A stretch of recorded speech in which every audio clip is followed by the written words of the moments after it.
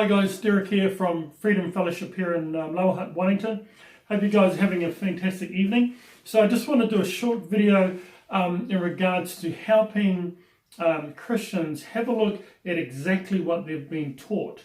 And what you've been taught really is a pattern, a custom, a tradition that because of time and repetitiveness has become a program belief. It's the psychology in regards to why people believe what they believe.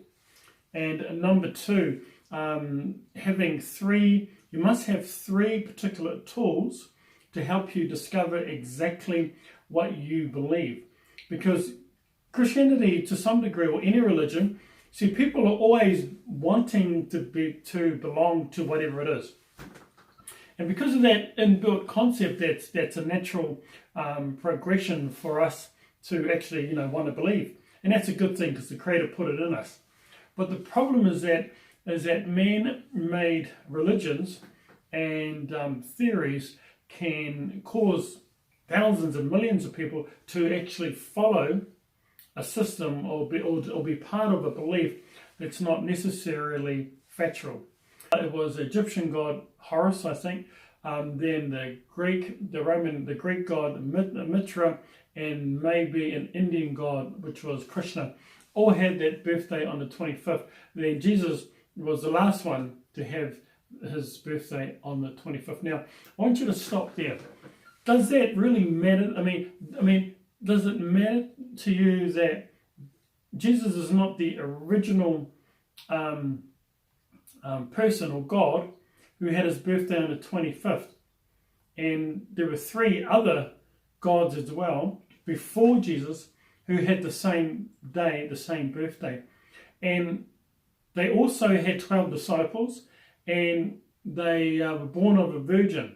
If you look at so this is historical facts. This is not emotion talking, because what happens to most Christians is that, see, emotion mixed with repetitive programming, that truth or that theory becomes a truth to them, which really is just a theory based on, if you pull it apart, it's just a lie.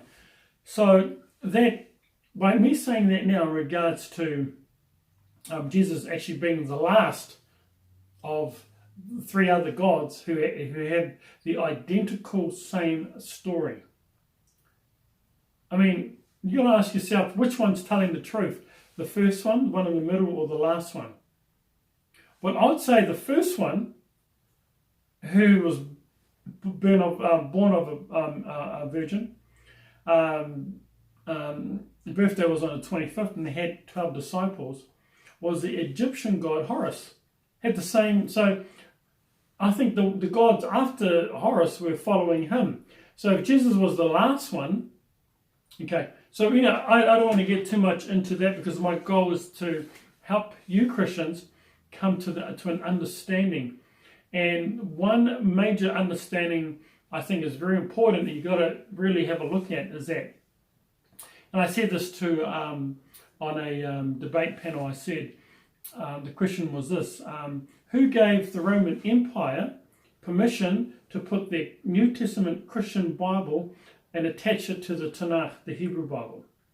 Because none of the Hebrew prophets and or teachers and rabbis gave any Roman Empire permission to attach their Greek Bible to the Hebrew Bible.